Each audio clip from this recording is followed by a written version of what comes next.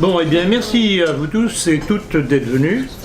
Je vois encore avec plaisir de nombreuses nouvelles têtes et des têtes venues d'assez loin même. Entre parenthèses, vous, mesdames, de Bretagne, merci.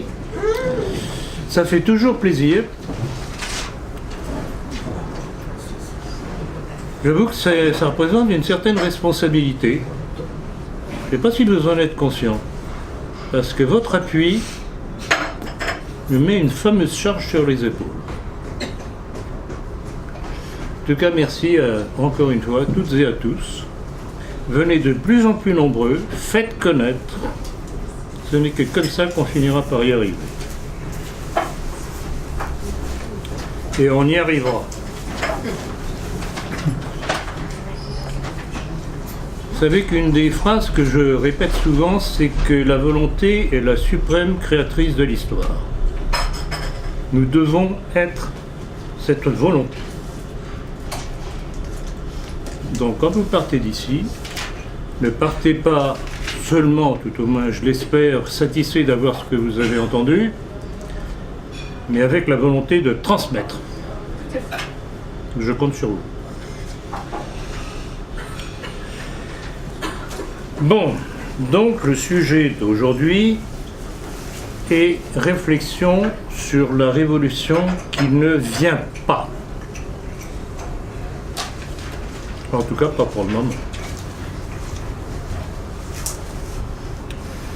En pleine revendication populaire des Gilets jaunes,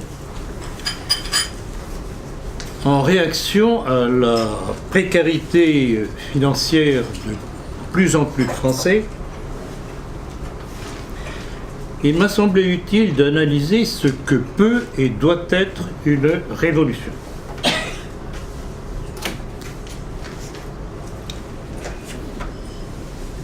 Et comment elle peut aboutir. Surtout cela, comment elle peut aboutir. Sinon, ça ne sert à rien.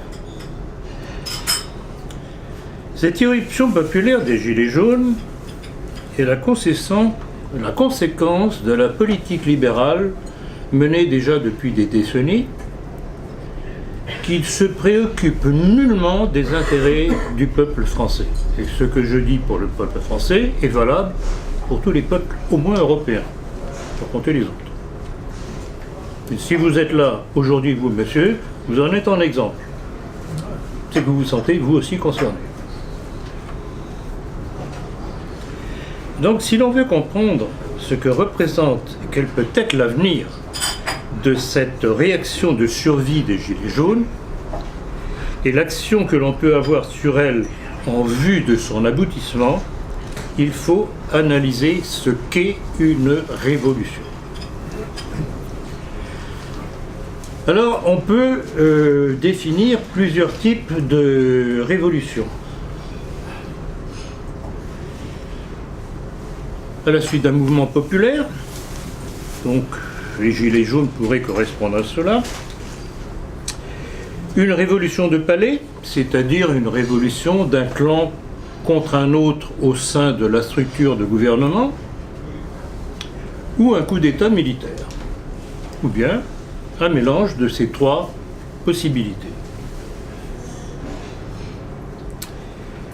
Le mouvement populaire spontané, ou suscité artificiellement, étant la première phase de la révolution, bien qu'elle ne soit pas toujours nécessaire à son éclosion. La plupart du temps, la révolution populaire est un instrument attisé par une minorité agissante, ce qui n'est pas le cas de ce qui se passe avec les Gilets jaunes aujourd'hui. C'est un mouvement totalement inorganisé, sans chef, sans doctrine. Dans une certaine mesure, on pourrait dire que c'est sa force qui explique qu'elle ne peut pas pour le moment être récupérée, mais cela ne va pas lui permettre d'aller très loin si ça reste comme ça.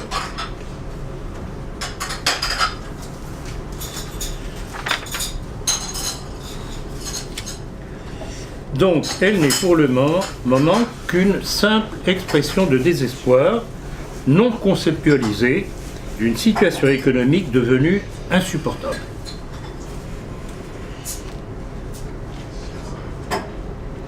On pourrait à première vue assimiler cette révolte des Gilets jaunes à ce que l'on a appelé les révolutions oranges ou celles du printemps arabe.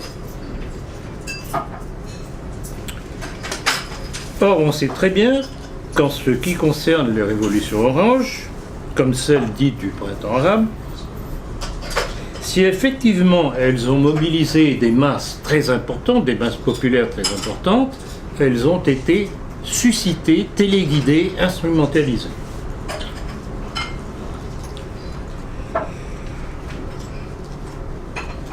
Vous savez très bien comment cela s'est passé en Égypte, par exemple, avec l'arrivée au pouvoir des frères musulmans, en Syrie, où sous prétexte de plus de liberté démocratique, les milieux du mondialisme ont voulu renverser le gouvernement de Bachar el-Assad. C'est toujours le même prétexte en général de la part de ces minorités agissantes, enfin minorités apparemment sur le terrain, mais pas minorité si on voit ça sur le plan mondial, puisqu'en fait, c'est la puissance mondialiste, sioniste, internationale qui agit. Alors cela s'est passé dans les pays, un certain nombre de pays arabo-musulmans. Cela s'est passé, rappelez-vous, en Ukraine, la révolution de Maïdan. Cela s'est passé en Libye. Cela est en train, ou tout au moins ils essayent de le faire en Algérie.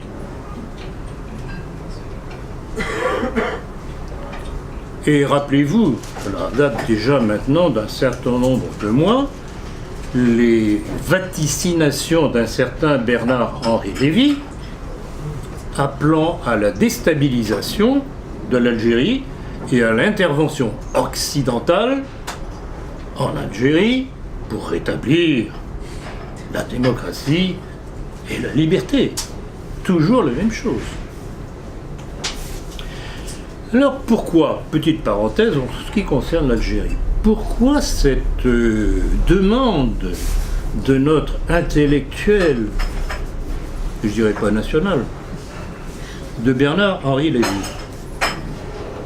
C'est que tout simplement, depuis des mois, l'Algérie se rapproche de la Russie et modernise son armée avec du matériel russe. Et dans le même temps, la Russie s'installe aussi dans le voisin de l'Algérie, la Libye. Alors vous comprenez très bien que tout cela déplaît profondément au mondialisme. Vous voyez comment on peut tout de même assez facilement décrypter l'actualité.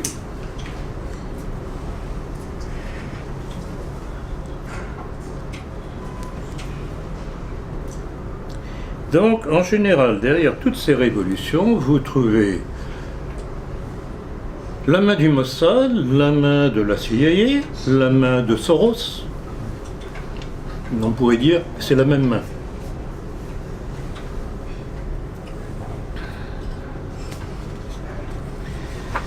Et je peux faire aussi une remarque, c'est que même si on n'a pas d'argument ou d'utilisation de masse populaire pour prétendre qu'elle réclame plus de liberté et de démocratie, qu'à cela ne tienne, il suffit d'indigner l'opinion publique grâce aux médias tenus par qui vous savez, et c'est ce qui est arrivé à Saddam Hussein.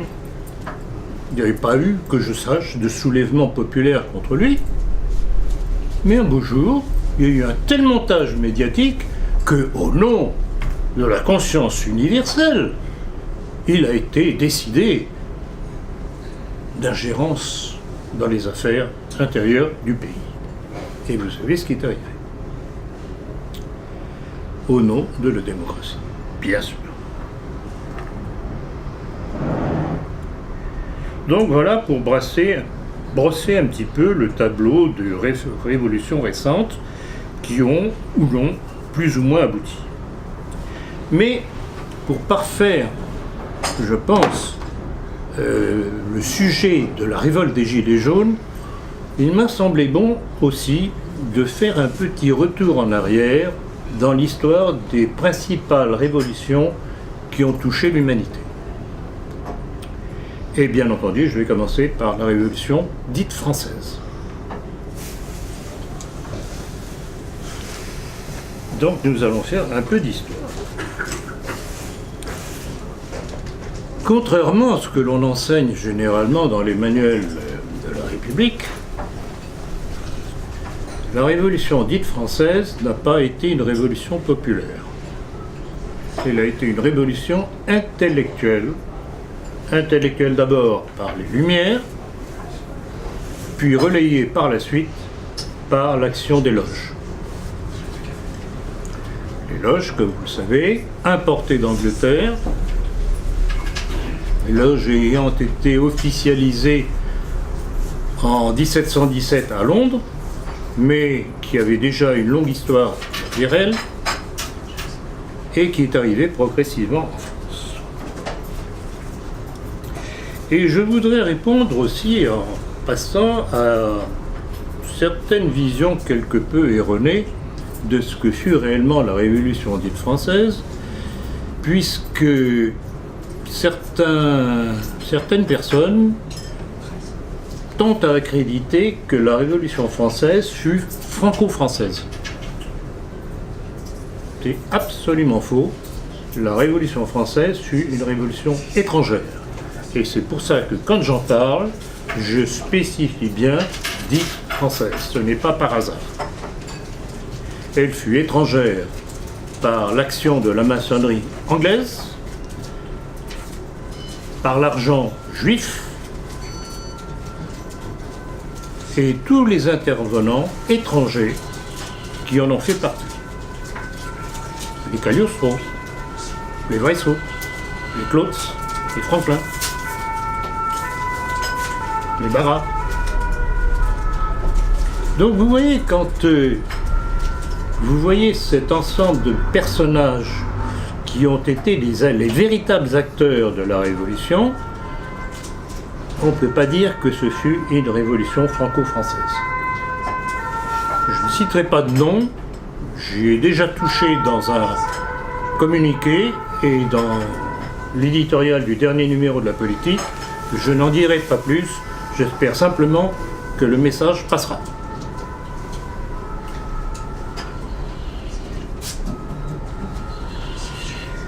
Cette révolution dite française va bénéficier d'un certain nombre de circonstances à la fois historiques et climatiques.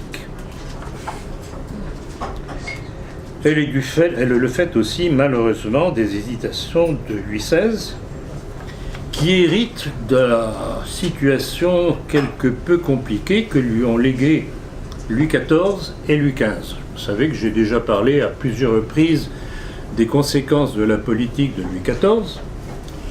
Et bon, je vais y retoucher encore cette fois-ci un petit peu. C'est évidemment la politique dispendieuse de Louis XIV puis de Louis XV après, par les guerres, par le coût de la vie à Versailles, par un certain nombre de mauvaises décisions prises qui vont léguer à Louis XVI, au faible Louis XVI, une situation difficile à gérer. Donc il y a ça aussi qu'il faut pondérer quand on parle du bilan de Louis XVI.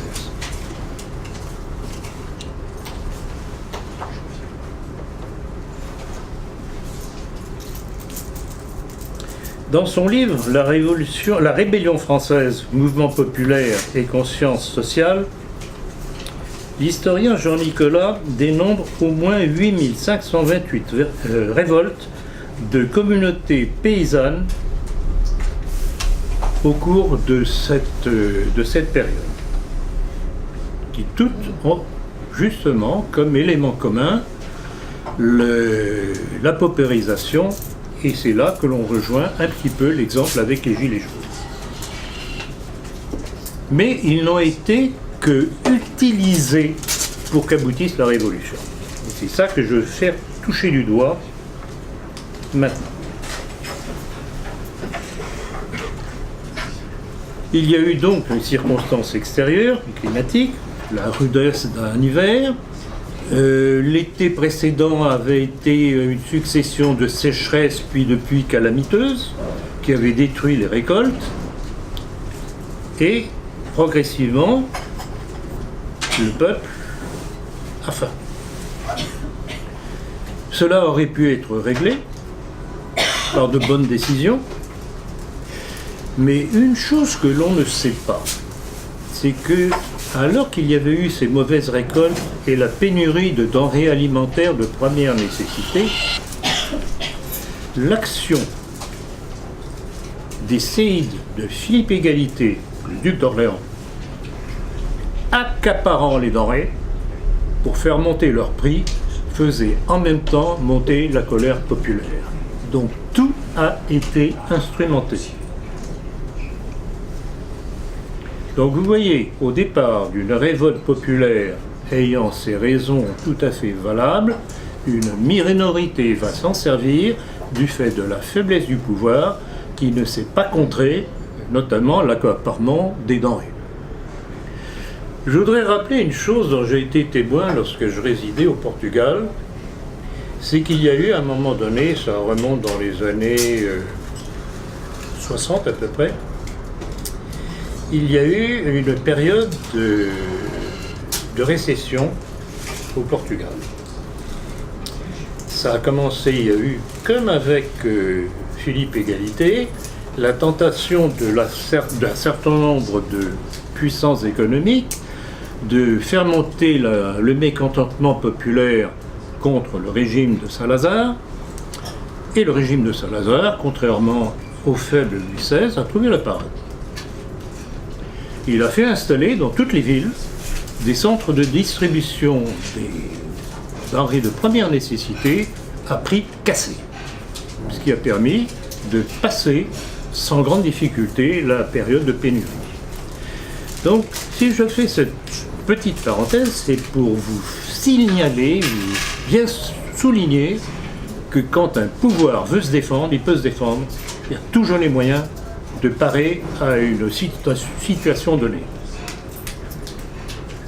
La volonté est la suprême créatrice de l'histoire. Le problème, c'est que lors des périodes difficiles, dangereuses, il faut qu'il y ait des hommes qui tiennent la route, ce qui n'est pas toujours le cas.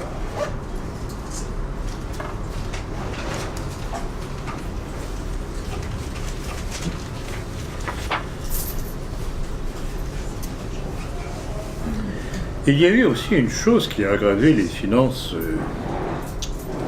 de la France du temps de Louis XVI, c'est la participation de Louis XVI à la guerre d'Amérique. C'est-à-dire que la France a soutenu les États américains soulevés contre les Britanniques. Alors on pourrait comprendre effectivement que c'était une revanche de la perte du Canada, je peux le concevoir. Le problème, c'est que quand on engage une politique, il faut avoir les moyens pour la tenir jusqu'au bout. Or, le coût supplémentaire de cette guerre a pesé cher, très lourd, sur l'avenir de la monarchie, par le coût supplémentaire que cela représentait. Vous voyez, tout ça, l'histoire n'est pas monolithique, l'histoire n'est pas en blanc et en noir. Il y a toutes les tonalités de gris qui expliquent pourquoi, à un moment donné, une situation bascule d'un côté ou d'un autre. C'est comme ça.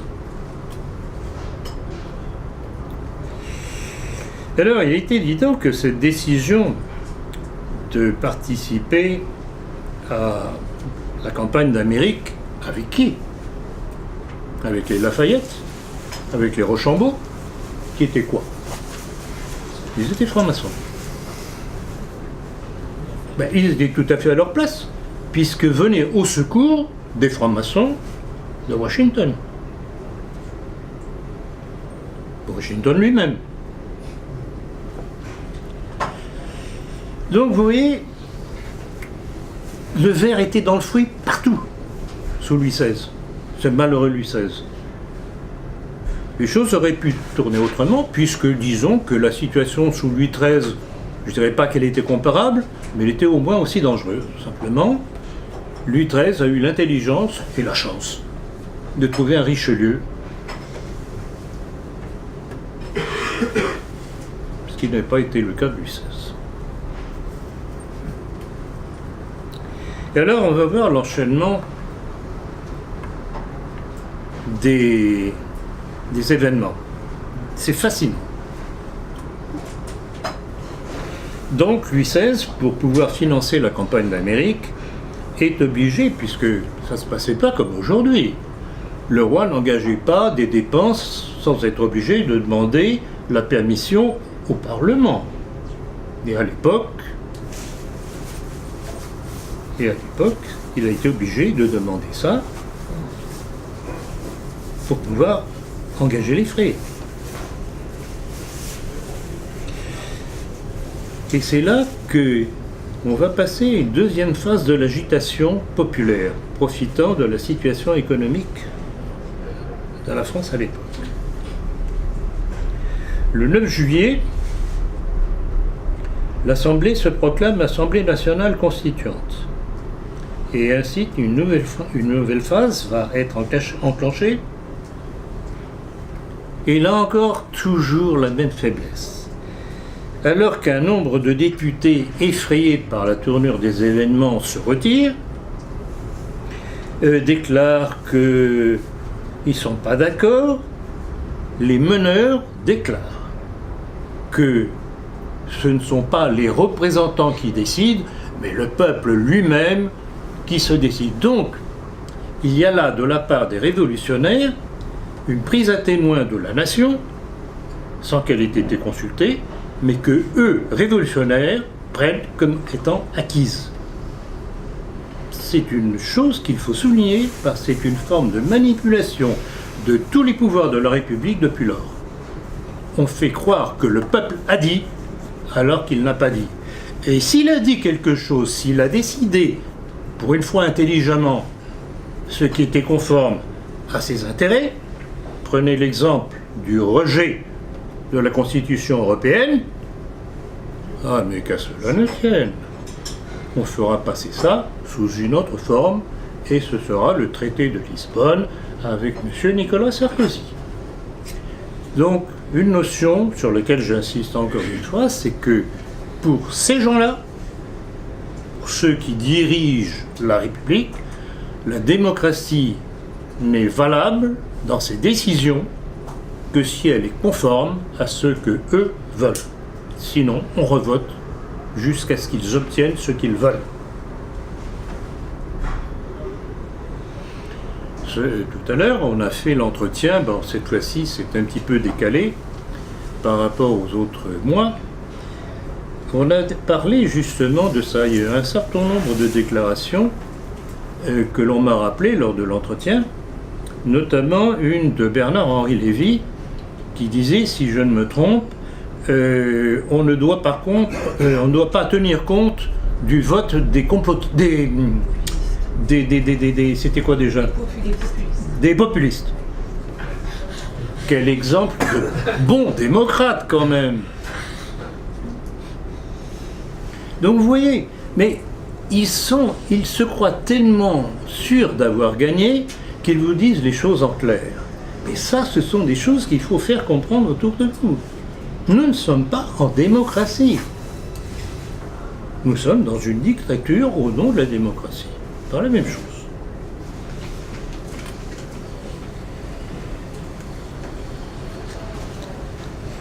Bon, je reviens à la période Louis XVI. Louis XVI, tiraillé à droite et à gauche, finit par envoyer ses ministres les plus libéraux, dont Necker, le catastrophique Necker. Puis l'agitation continue. Elle continue si bien que Louis XVI fait revenir Necker, etc. Comment voulez-vous vous imposer si vous passez votre temps à changer d'avis et à céder aux pressions? On ne gagne qu'en affirmant ce que l'on veut. toujours été comme ça à travers toutes les époques. Et ça continue.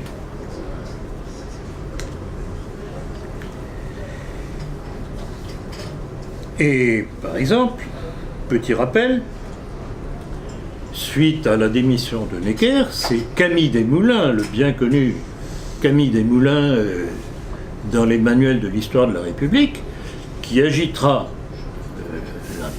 la population de Paris en prétendant que la démission de Necker était une atteinte aux intérêts du peuple. C'est magnifique, mais ils ont tendance à en appeler toujours au peuple, et quand on voit les résultats, en général, c'est toujours au détriment du peuple. Comme c'est curieux.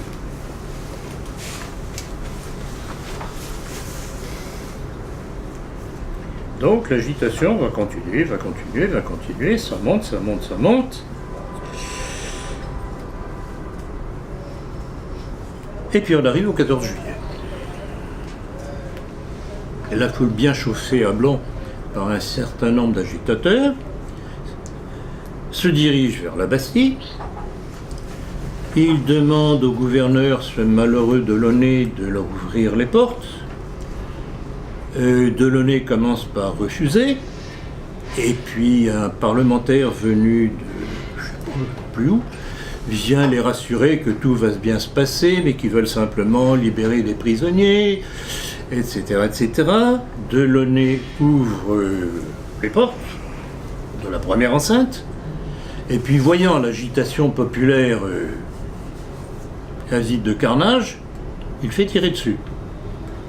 Très bien. Mais le problème, c'est que quand on commence comme ça, il faut continuer. Ce qu'il n'a pas fait. Et finalement, il ouvre les portes de la dernière enceinte. Alors là, la Bastille est envahie, Delaunay est fait prisonnier avec ses lieutenants. Il est traîné à travers les rues de Paris et chemin faisant, il est découpé à coups de canif, comme j'ai trouvé dans les témoignages de l'époque. Ça devait être très agréable.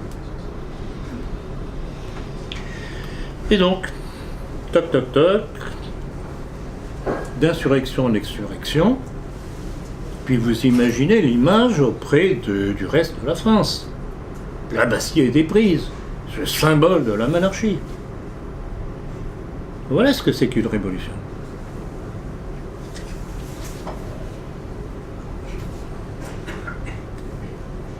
Et puis il y a eu l'épisode de Versailles. D'un populace de Paris, stipendié, qui envahit Versailles. Et Louis XVI interdisant à ses gardes suisses de tirer sur cette racaille. Prenant la racaille des bas-fonds de Paris pour le peuple de France.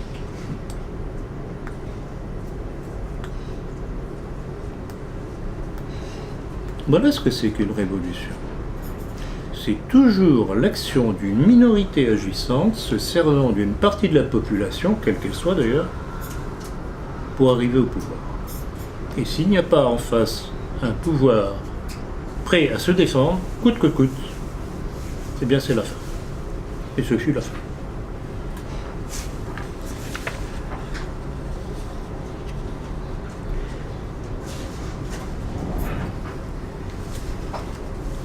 J'avoue que quand je revois cette période de l'histoire de France, vraiment, j'en ai la nausée. J'en ai la nausée parce que tout a basculé à ce moment-là, et pas simplement pour la France, mais pour le monde entier. Puisque c'est à partir de là que le virus des faux principes de la dite Révolution française ont contaminé le monde entier. On peut en être fiers. Ah oui, nous Français, on peut en être fiers. Bravo.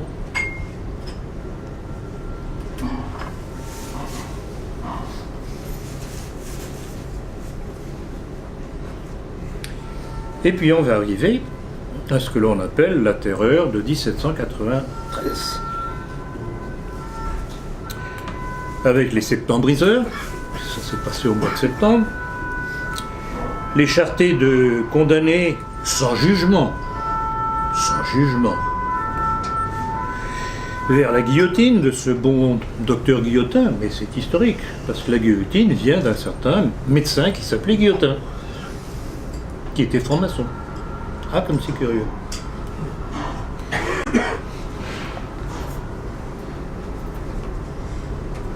puis, il y eut les noyades de Nantes, avec ce charitable Charrier. Il y a eu les colonnes infernales en Vendée, avec le général Westermann. Et là, je voudrais vous citer ou rappeler son témoignage devant la Convention quand, revenant vainqueur contre les Vendéens, il disait, pour témoigner qu'il avait bien accompli la mission dont il avait été chargé, « Il n'y a plus de Vendée, elle est morte sous notre sabre libre, avec ses femmes et ses enfants. Je viens de l'enterrer dans les marais de Savenay. J'ai écrasé les enfants sous les pieds de mes chevaux, massacré les femmes qui n'enfanteront plus de brigands. Je n'ai pas un prisonnier à me reprocher. J'ai tout exterminé. Les routes sont semées de cadavres. Il y en a tant que sur plusieurs points, ils font des pyramides. » Tiens, des pyramides, hein, comme c'est curieux. Comme c'est curieux. Et voilà ce que représente la Révolution dite française, faite au nom de l'humanité. Et aujourd'hui, leurs héritiers nous parlent de tolérance. Vous n'avez pas envie de hurler?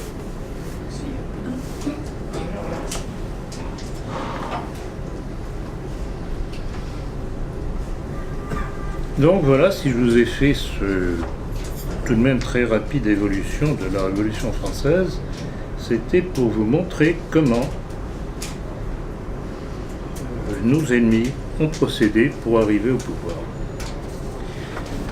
Alors, dans le complément de cette conférence, je pense bon aussi d'évoquer la révolution bolchevique de 1917, ce qu'on appelle la révolution d'octobre. Et là encore, c'est très intéressant parce que c'est allé par paliers, comme toujours. Bon, j'aurais pu parler aussi au moment, à propos de la révolution française, des deux phases. La phase des Girondins, en principe libéraux, remplacés par les Jacobins qui liquident les libéraux. C'est un classique de l'histoire. Eh bien, il va se passer la même chose en Russie.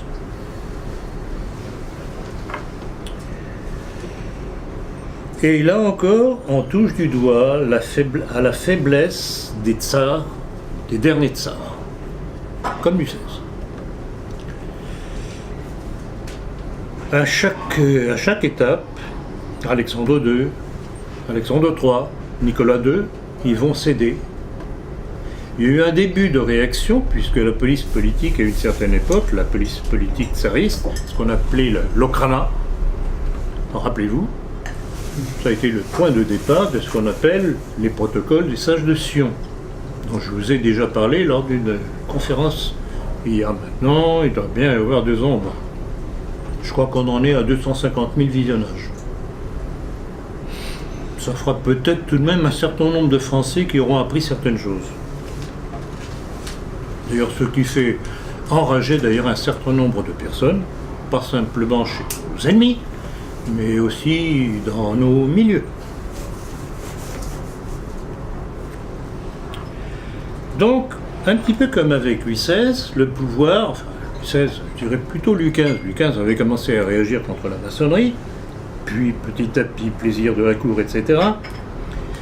Louis XVI, lui encore moins, ne réagissent. Eh bien les tsars, ça va être la même chose, petit à petit, ils édulcorent, ils croient que se sauver en libéralisant, et une fois de plus, c'est tout le contraire qui arrive.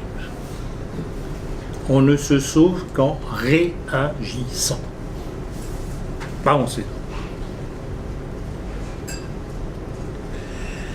Et là encore, je vais vous faire toucher du doigt à quel point cette révolution, comme la précédente, était si peu populaire. Puisque, rappelez-vous le mot de Lénine, quand il disait « Il faut apprendre au peuple qu'il est malheureux ». Ah, bon, d'accord. Mais s'il faut apprendre au peuple qu'il est malheureux, c'est qu'en fait, il ne l'est pas, ou tout au moins pas encore. Donc vous voyez la manipulation. Il faut apprendre au peuple qu'il est malheureux. C'est tout de même assez fort, ça.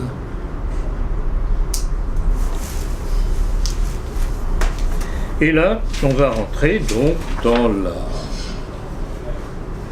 lutte de pouvoir entre ce qu'on a appelé les mencheviks et les bolcheviks. Alors, pour la petite histoire, sachez que menchevik, ça veut dire majoritaire, et bolchevique, minoritaire. Et là encore, c'est une leçon. C'est la minorité agissante qui l'emporte sur la majorité molle qui se laisse dépasser.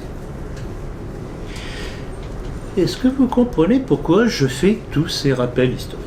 C'est que chacun d'entre eux sert de leçon pour notre époque.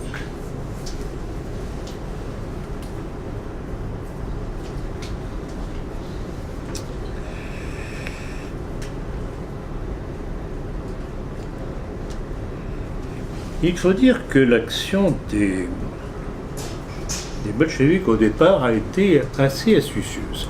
Évidemment, ils ont fait semblant de coller au peuple. Donc tout était fait au nom du peuple, etc. La terre au peuple, etc., etc., etc. Et même au point de vue international, j'avoue que ça a été très très bien joué. Donc ils ont commencé par assurer l'élément tout de même le plus important en Russie, c'est-à-dire la paysannerie, et le monde occidental, qui regardait cette agitation sans trop savoir ce qui se passait, avec certaines complicités indéniables, d'ailleurs de la part notamment des Anglais. Et puis, les deux acteurs principaux de la révolution bolchevique, Lénine et Trotsky, vont considérer à un moment donné que bon, ça suffit comme ça, de tergiversation, on va y aller.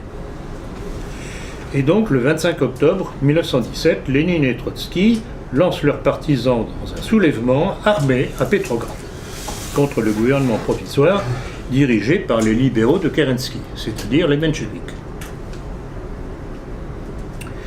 Etc., etc. Kerensky est balayé. Et puis, il y a eu une petite hésitation au sein du parti bolchevique entre ceux qui estiment que c'est déjà bien comme ça, qu'il ne faut pas trop faire peur à l'opinion publique et à l'opinion internationale, qu'il faut laisser mûrir un petit peu les choses. C'est la position notamment de Zinoviev et de Kamenev. Mais Lénine et Trotsky disent non, on est dans cette dynamique, il faut continuer. Et ils continuent. Ils prennent en main les destinées de la Russie. Et donc, dans la nuit du 6 au 7 novembre 2017, l'insurrection est lancée. Et là, curieusement, contrairement à ce que l'on pourrait croire, tout au moins de ce que l'on nous a appris, il n'y a eu quasiment pas de morts. Donc, soit excellence de la préparation, soit vraiment effondrement de toute structure de résistance, c'est passé comme une lettre à la poste. Il s'installe.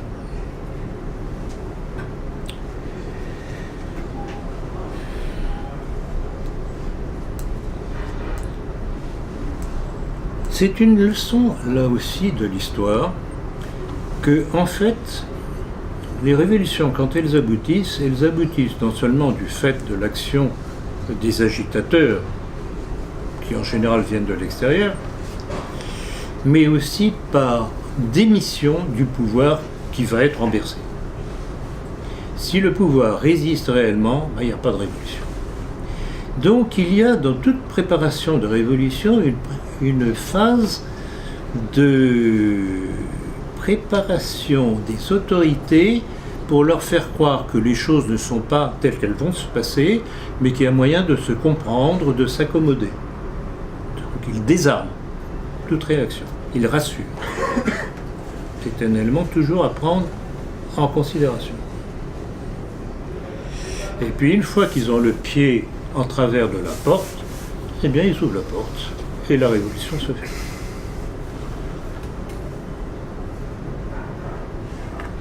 Donc en résumé, d'après l'historien Richard Pipes, il n'y aurait eu que 5 morts et quelques blessés.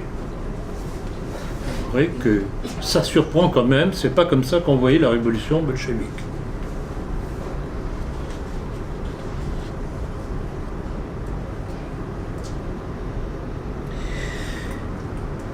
Quand on voit tel que s'est passée cette révolution, comment elle a pu se faire aussi pacifiquement, on pourrait se dire, mais après tout, il y a quelques similitudes avec la révolte des Gilets jaunes. Peut-être que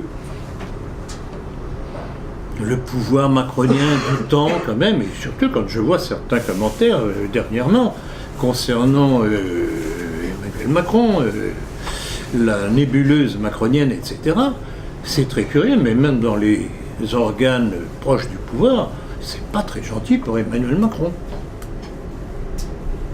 Il y en a qui en arrivent à dire, tout dernièrement, il ne va pas tenir la route. Le débat national, comment est-ce qu'il va gérer ça? Ça va tourner en eau de boudin. Donc il y a une espèce de désenchantement de ses propres appuis qui pourrait préfigurer un effondrement de l'intérieur. Mais encore faudrait-il qu'il y ait une action extérieure qui y pousse. Pour l'instant, l'action des Gilets jaunes me semble un petit peu faible pour cela. Piétiner les boulevards, le macadam des boulevards des villes de France ne me semble pas suffisant.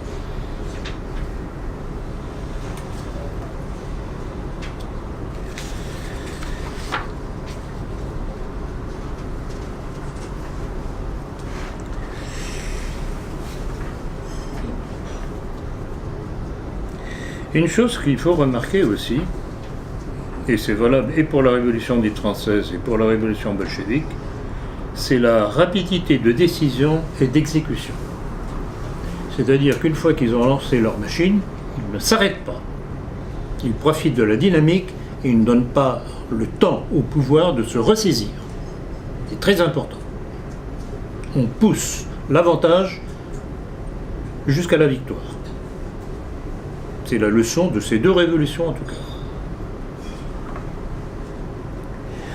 Alors vous voyez, quand j'ai décidé de traiter du sujet, le titre de cette conférence que vous connaissez, il me semble qu'on en est un petit peu loin avec la révolte de ces braves Gilets jaunes. Et que, en fait, le but de cette conférence était tout de même de donner un certain nombre de repères historiques pour savoir ce qu'il faut faire quand on décide de se révolter contre un pouvoir qui vous martyrise.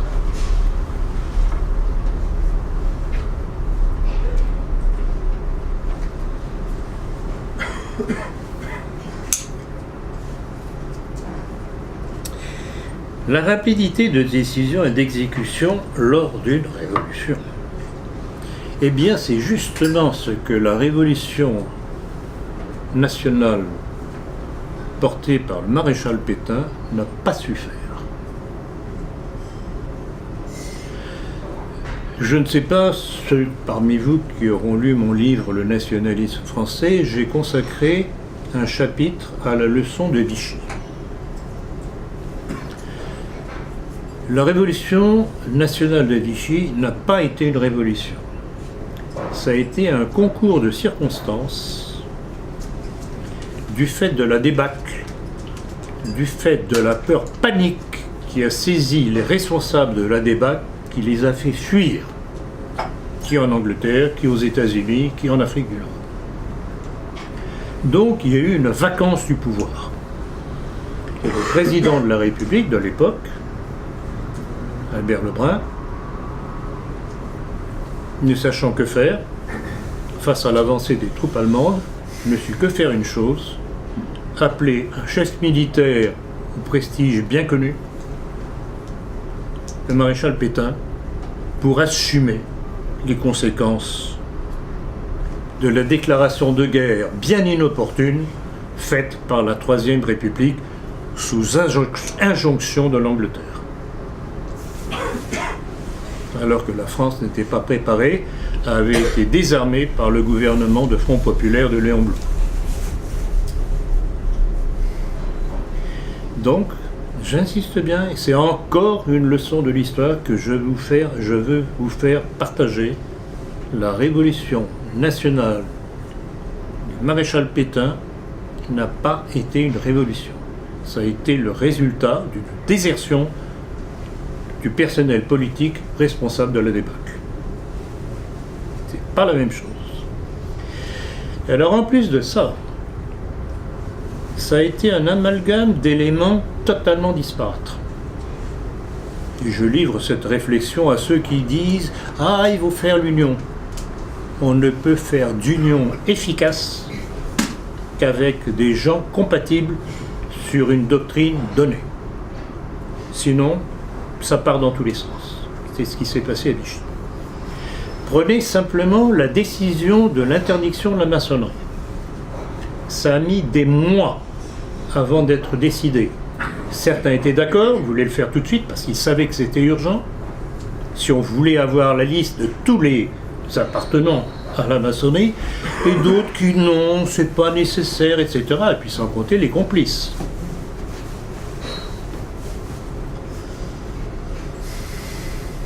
Quand on lance une action, encore une fois, il faut aller vite et jusqu'au bout.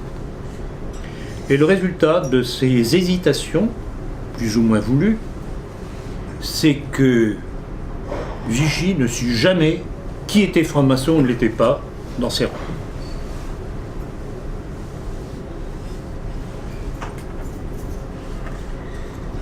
Autre leçon à retenir.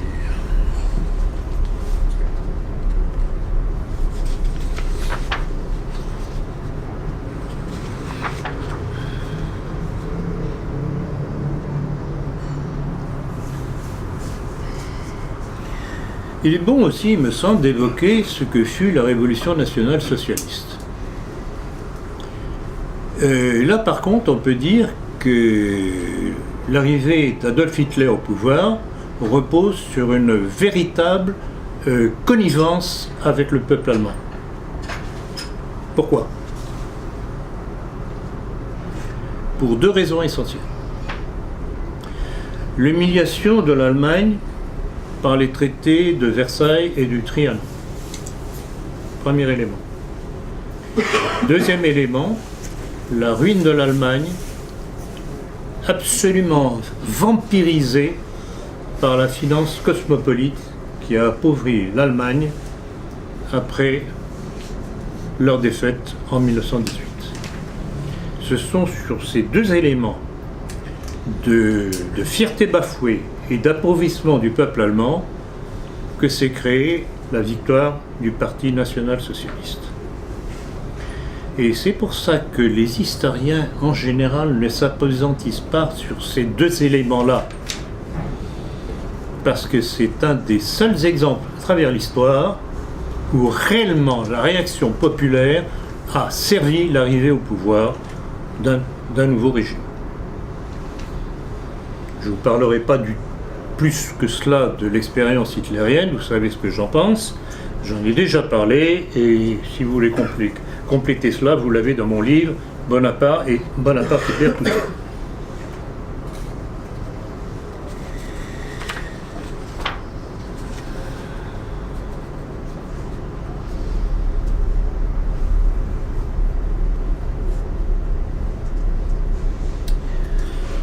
Bon, nous allons retourner au problème de nos braves gilets jaunes. Par rapport à ces différentes révolutions que j'ai brièvement évoquées, qu'est-ce qui manque à la jacquerie des gilets jaunes aujourd'hui? On l'a transformée en une révolution triomphante. Il lui manque trois éléments fondamentaux. L'organisation, la claire connaissance des causes de leur souffrance et la conception de la politique à mener pour répondre à leurs revendications. Ces trois éléments-là. Aujourd'hui, il n'existe aucun de ces trois éléments.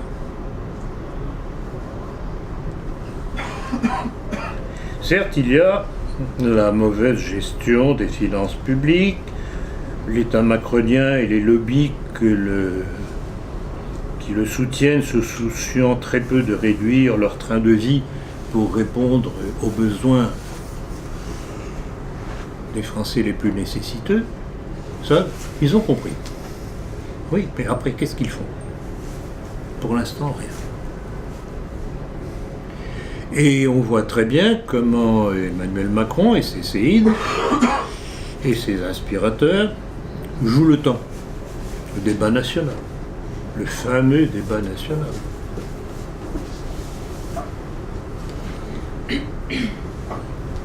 Et c'est d'ailleurs assez amusant et intéressant de voir justement les commentaires dernièrement, même de gens proches du pouvoir, dans certaines chaînes, certains magazines, disant mais il ne va rien en sortir de ce débat national. Il va y avoir des cocus, il va y avoir des déçus. Oh que oui. Alors je ne sais pas du tout ce que M. Emmanuel Macron va dire dimanche, puisque c'est dimanche en général qu'il devrait dire quelles ont été ses décisions pour améliorer le sort des malheureux en France. Mais les paris sont ouverts. Il ne va rien se passer. À mon humble avis, il va faire de belles promesses. On va faire. Combien de fois on ne l'a pas entendu dire on va faire. Et puis, mais nous travaillons cela. Attendez que les mesures que nous prenons donnent leurs effets. Attendez. Comme disent les Espagnols, mañana por la mañana. Et pendant ce temps-là, on espère que les gilets jaunes, fatigués, lassés, voyant que piétiner les boulevards de France ne sert à rien, laissent tomber. On verra.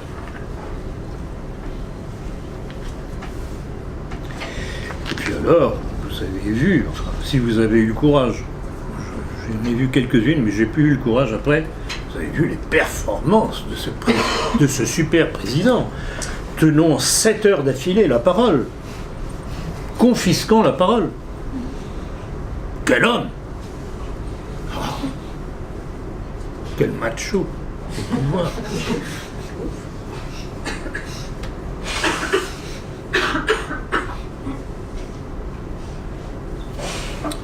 Mais ce qui est intéressant, c'est que, je ne sais pas si certains ont pris garde à cela, ce qui est intéressant, c'est que dès le début de ce débat, ce grand débat national,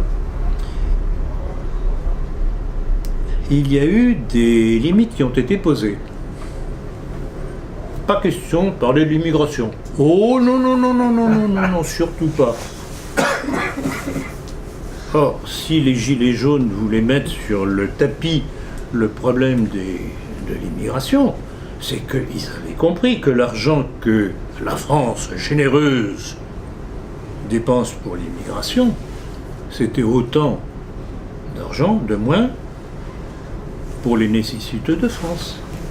Donc il fallait couper tout de même l'immigration. Et puis, il y a des immigrations qui sont bonnes, dans une certaine mesure. Mais on ne peut pas. Et je crois que c'était Michel Rocard qui disait qu'on ne pouvait pas accueillir toute la misère du monde. On peut en accueillir certains, mais c'est à nous de faire le choix. Et puis il y a ceux qui veulent réellement s'intégrer, que l'on peut garder, que l'on peut accueillir. Et puis il y a les autres qui ne viennent que par intérêt, ou je m'excuse du terme, pour foutre le bordel chez nous.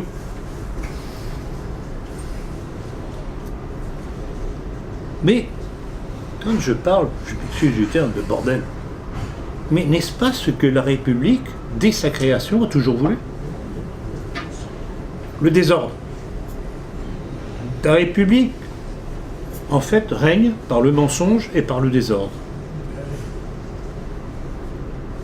Et ne règle aucun problème. C'est comme ça que l'on va de génération en génération, de gouvernement en gouvernement, de république en république, d'aggravation de la situation en aggravation de la situation.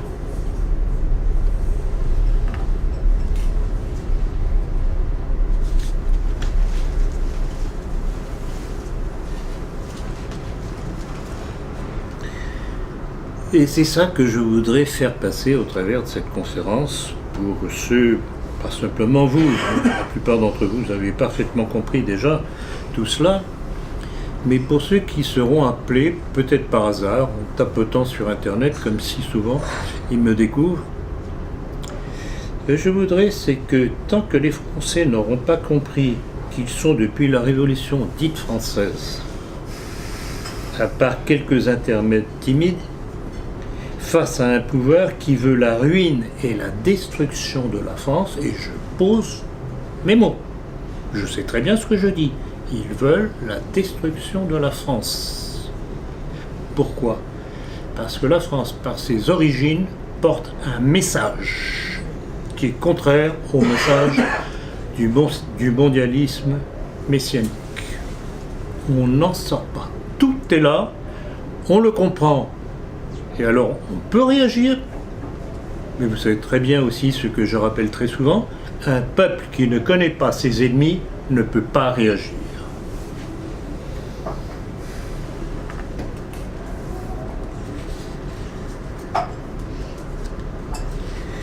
Et c'est ça qui me fait mal au cœur quand je vois ces défilés de braves gilets jaunes qui pour l'instant ne savent que défiler, se faire matraquer, se faire estropier, perdre un œil, perdre un pied.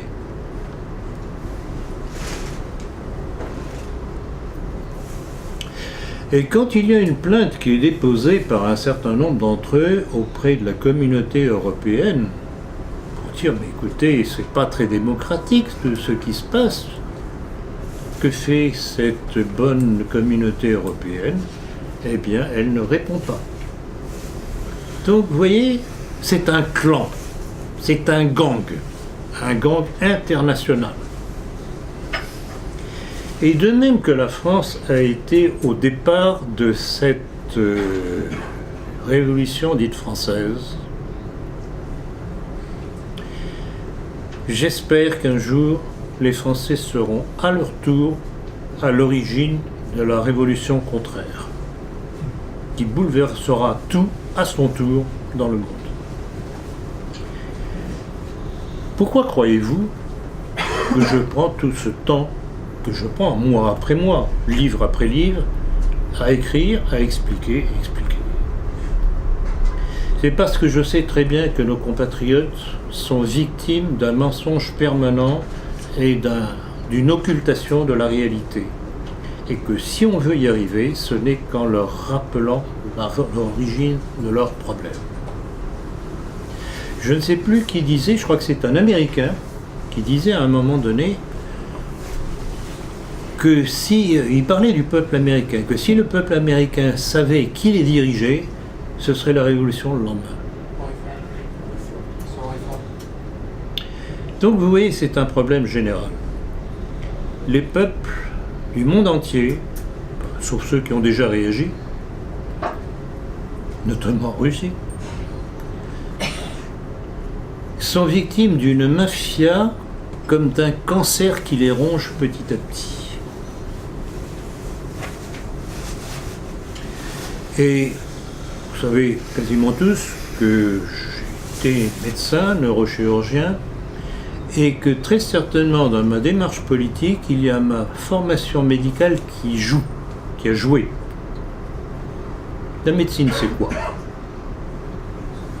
C'est quoi? C'est partir d'un symptôme pour découvrir quelle en est la cause. Si vous vous contentez de vous gratter vos boutons, ne serait-ce que cela, en mettant de la pommade dessus, vous n'allez pas régler le problème. Et c'est ça qui me fait réagir face à certains de nos milieux, c'est que, par exemple, prenons l'immigration. Ils dénoncent l'immigration, d'accord. Mais s'ils ne remontent pas à la cause première, qui est la responsabilité de nos gouvernants qui sciemment nous imposent cette immigration pour détruire notre structure ethnique et notre héritage national et religieux, je les prierai de la boucler. Ils ne servent à rien. Ils se font complices de ceux qui nous imposent cette politique, puisqu'ils ne dénoncent pas les vecteurs principaux de cette politique.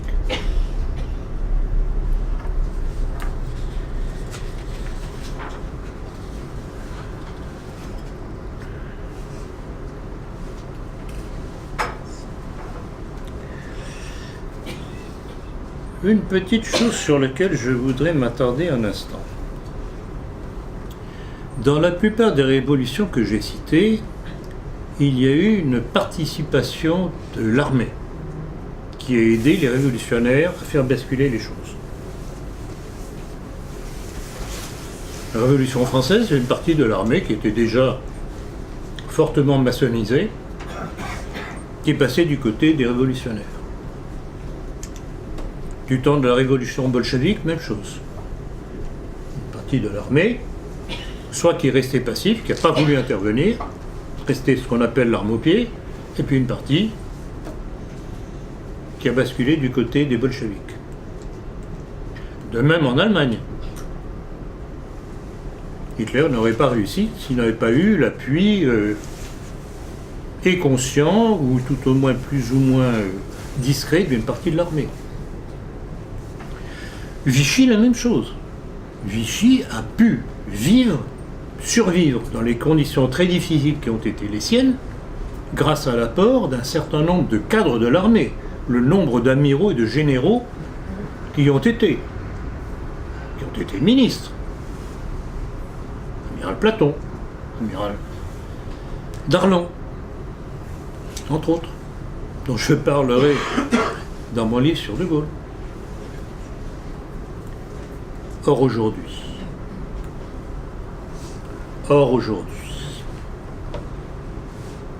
quel fonds pouvons-nous faire sur l'armée française?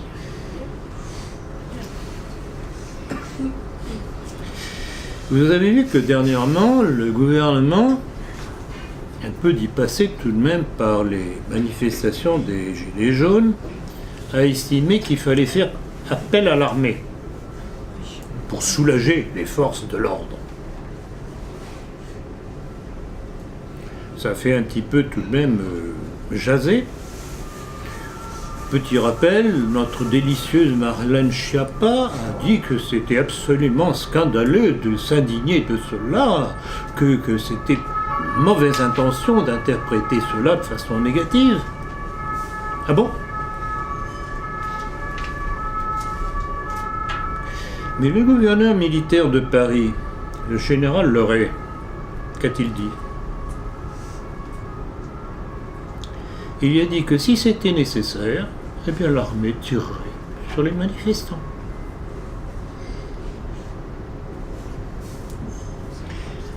Petit rappel,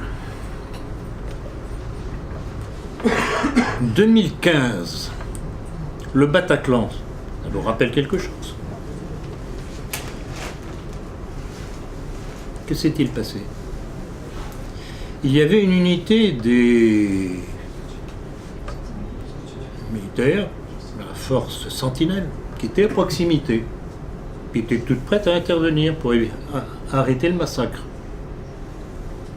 Comme tout bon militaire, le commandant du détachement a demandé l'autorisation de sa hiérarchie, qui a répondu « Surtout ne bougez pas, ne tirez pas ». Pourquoi en 2015 il ne fallait pas tirer, et qu'aujourd'hui, contre des manifestants pacifiques français qui protestent devant leur appauvrissement, l'armée aurait l'autorisation de tirer. Voulez-vous me dire quelle est la différence? Voilà ce que vaut l'armée française d'aujourd'hui. Et si vous voulez en savoir plus, vous avez mon livre « L'armée française face à la destruction de la nation ». Vous en apprendrez des choses.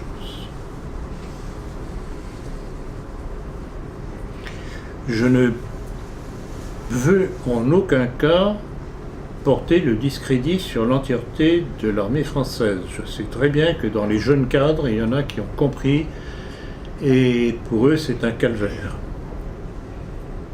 On ne sait pas comment les choses basculeront un jour. Mais il y a une fatalité dans l'histoire. et les uns et les autres seront obligés de choisir leur camp. Et si j'ai écrit ce livre, c'est justement pour les placer devant leurs responsabilités.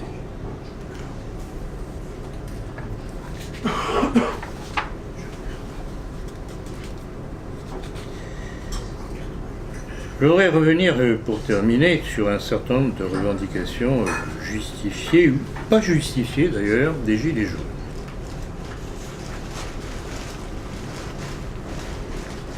Donc j'ai évoqué tout à l'heure l'arrêt de l'immigration, l'abrogation de la loi scélérate Rothschild de 1973, ce qui montre qu'ils ont bien compris.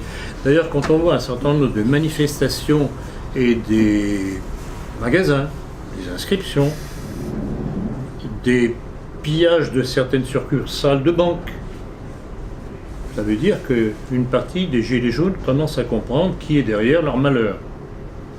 Une maturation qui est en train de se faire. C'est déjà ça. Même la demande de rétablissement de la peine de mort. Même la revendication de la suppression du mariage pour tous. Il faut le savoir aussi, ça n'a pas été étalé. Et je sais qu'il y a des gilets jaunes qui l'ont demandé. Mais il y en a une, par contre, qui me semble révéler leur totale méconnaissance du sujet. C'est leur réclamation du rétablissement de l'ISF, l'impôt sur les grandes fortunes.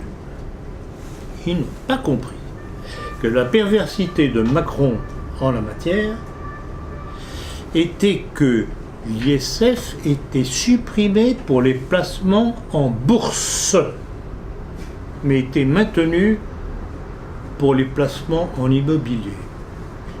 Pourquoi ? Parce que si vous êtes propriétaire d'un bien immobilier, eh bien vous allez y perdre. Rentrez en bourse, mettez vos avoirs en banque. Donc toute la politique de Macron, c'est la politique favorable à la finance. C'est ce que les Gilets jaunes n'ont pas compris. Alors, rétablir l'ISF, pourquoi pas ? Mais alors, sur l'ensemble. Mais, en plus de ça, à quoi sert l'ISF ? À faire fuir les capitaux. Comment font d'autres pays ? Je crois qu'on est les seuls à avoir l'ISF, à ma connaissance. C'est aberrant, c'est suicidaire. Donc le problème n'est pas là. Et je veux attirer l'attention là-dessus. Je ne sais pas si l'autre d'entre vous avait saisi le problème de cette ISF vue à la lumière macronienne. Pas tout à fait la même chose.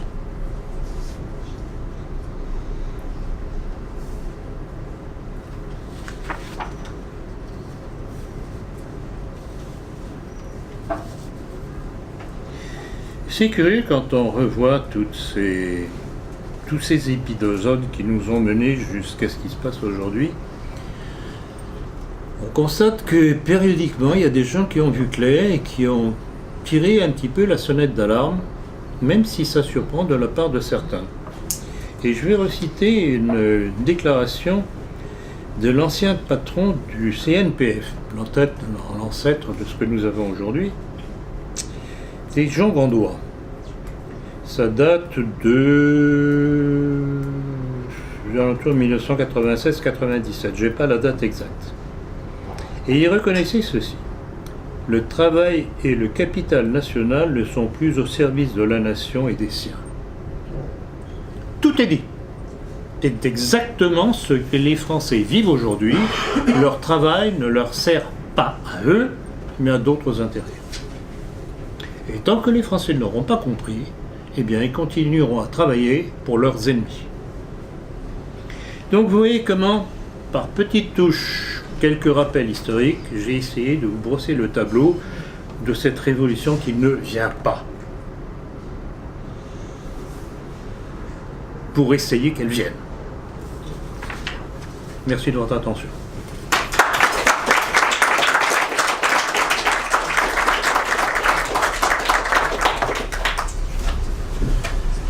Comme d'habitude, si vous avez des questions, j'essaierai d'y répondre.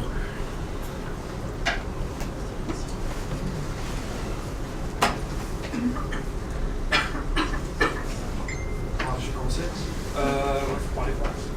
Moi, je voulais vous parler de vous avez parlé de la guerre d'indépendance des États-Unis. Oui. Il faut savoir que donc, la France a aidé Washington à avoir l'indépendance des Anglais. Et la première chose qu'a fait Washington quand il a gagné la guerre, il a rempli les accords de commerce avec la France et il les a refait avec l'Angleterre. Donc il avait trahi la France. Mais bien entendu, en plus de ça, ça a été un pourri à tout point de vue lors de la guerre d'indépendance. Enfin non, pardon. La guerre pour conserver le Canada, en ce qui concerne la France, Washington a usé de procédés d'une déloyauté mais invraisemblable. Faudrait que j'en parle un jour. Cet homme, vous savez, un des hauts francs-maçons américains, et ben, il faudra que j'en reparle de ça, parce que c'est vraiment une chose importante, et vous avez tout à fait raison de rappeler cet aspect de duplicité de Washington. Et surtout, c'est que c'est très intéressant de regarder Satan, qui est ultra-maçonnique, bon, c'est un autre débat. Et surtout, ce qui est intéressant, c'est que les gauchistes, ils ont un problème avec lui, c'est que c'est un grand symbole des États-Unis, mais derrière, il avait des esclaves, quoi. Il en avait énormément, il avait sur ses plantations. Et ça, ils ont du mal à le défendre parce que il est la liberté, mais pas pour nos amis des Antilles, quoi. Voilà. Les contradictions du système. Exactement. Autre question? Ou alors j'ai déjà répondu à toutes vos questions avec ma conférence.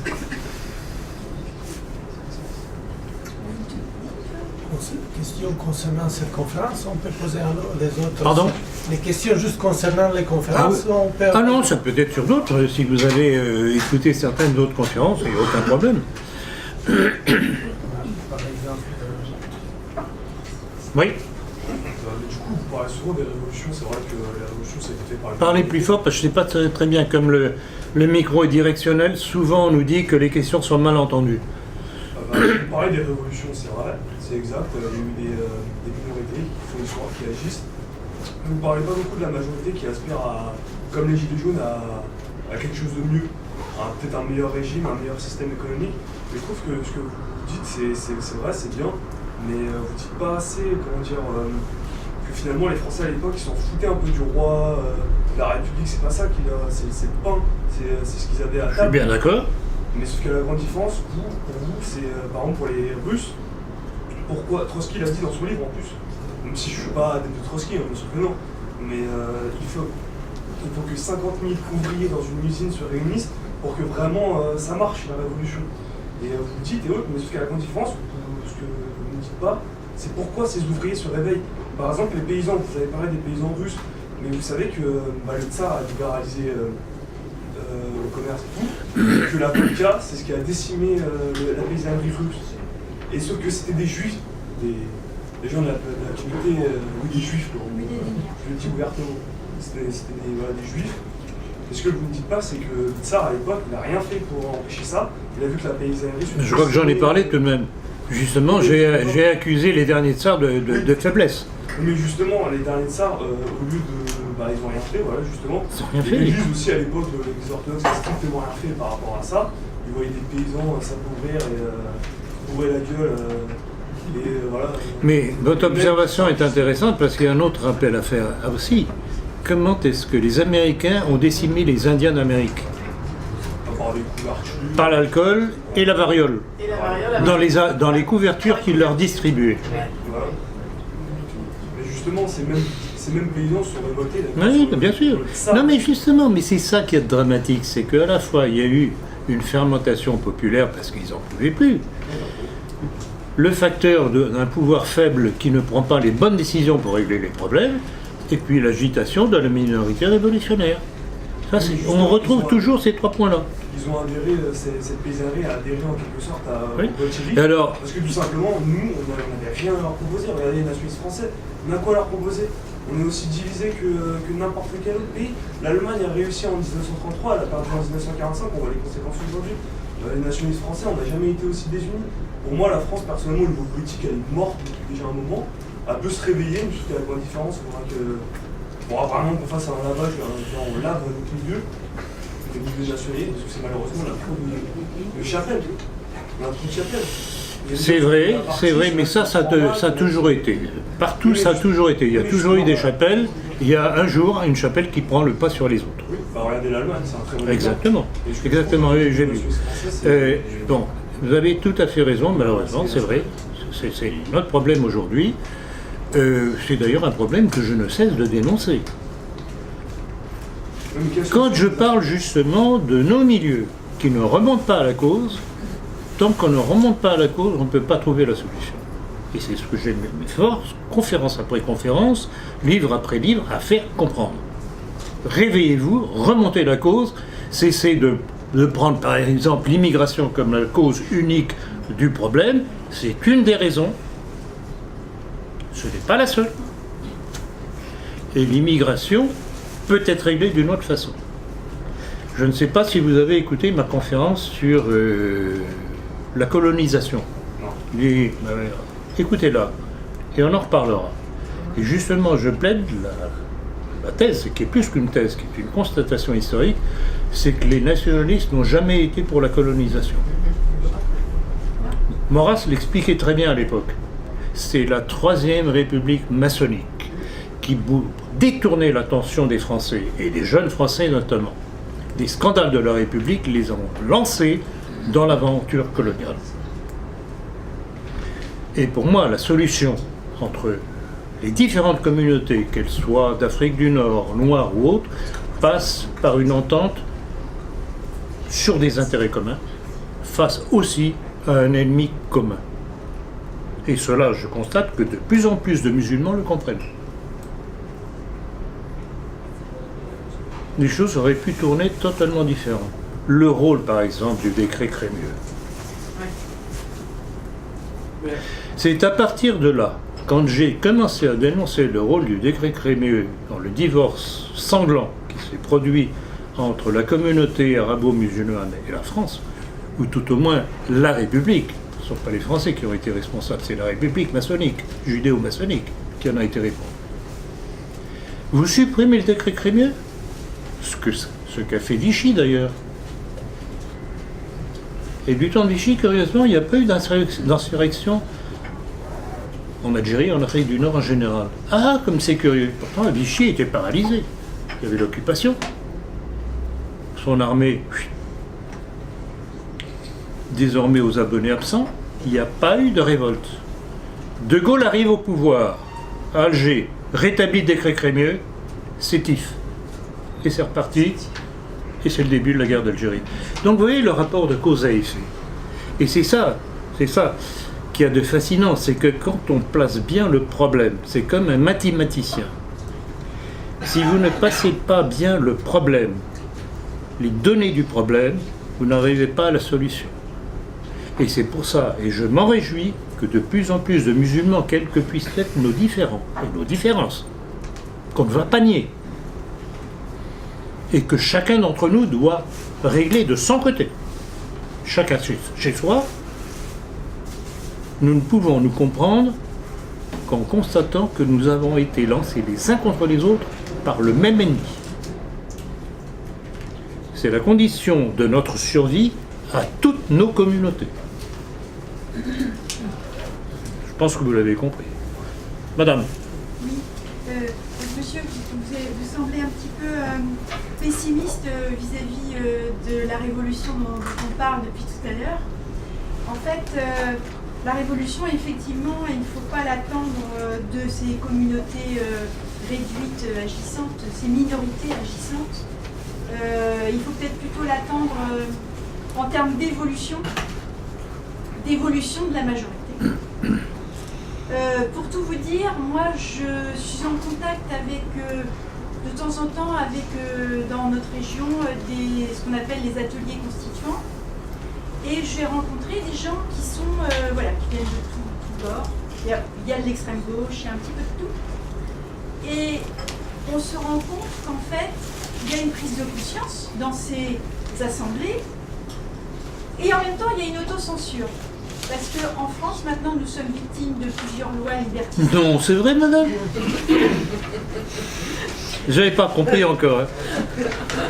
Des lois liberticides qui nous empêchent même d'employer certains mots même de notre dictionnaire. Donc, sachant cela, dans ces assemblées, on parle du RIC, on parle du Frexit, on parle de choses parfois un peu techniques. Mais en aparté, tout le monde sait que la cause, c'est un tel de la franc-maçonnerie, pour parler localement, de monsieur machin qui est maire ou qui, voilà, oui, il est franc-maçon, voilà. Mais ouvertement, devant les médias, ça ne se dit pas, parce que tout le monde est bien conscient qu'en faisant cela, et je ne parle même pas d'évoquer la communauté de lumière, personne n'oserait le faire, puisque du même coup, ça tirerait les foudres des médias et de la justice.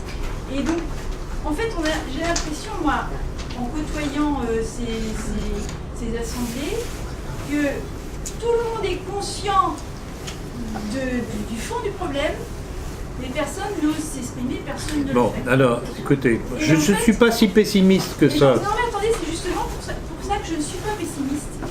Parce que j'ai l'impression que, d'une manière souterraine, les choses évoluent énormément. Voilà. C'est ce que j'appelle une maturation. Exactement. Je sais. Le week-end dernier, à Saint-Nazaire, il y a eu une assemblée générale de tous les présidents de groupes d'ateliers constituants de France. Hein. Je veux dire, ça s'organise. Voilà. Après, c'est très brouillon. Ces choses-là, c'est très brouillon, c'est très. Le RIC, comment est-ce qu'on y arrive? Alors, les esprits commencent à se dire qu'on pourrait reprendre la main d'une manière tout à fait horizontale, sans faire appel aux assemblées, en organisant des RIC, même en expérimentant. Et dans les prochains jours, il y aura un RIC qui va être organisé dans une circonscription rennaise, à Rennes, à titre d'expérience. Donc il y a vraiment des électeurs qui vont se déplacer pour répondre à une question. Donc voilà, donc c'est très local, c'est très confidentiel. Moi personnellement, je pense que même si le RIC ça marche pas toujours, c'est une manière pédagogique d'élever le niveau de conscience et de commencer à rentrer dans la démarche de retrouver surtout notre souveraineté. Parce que c'est ça qui nous manque.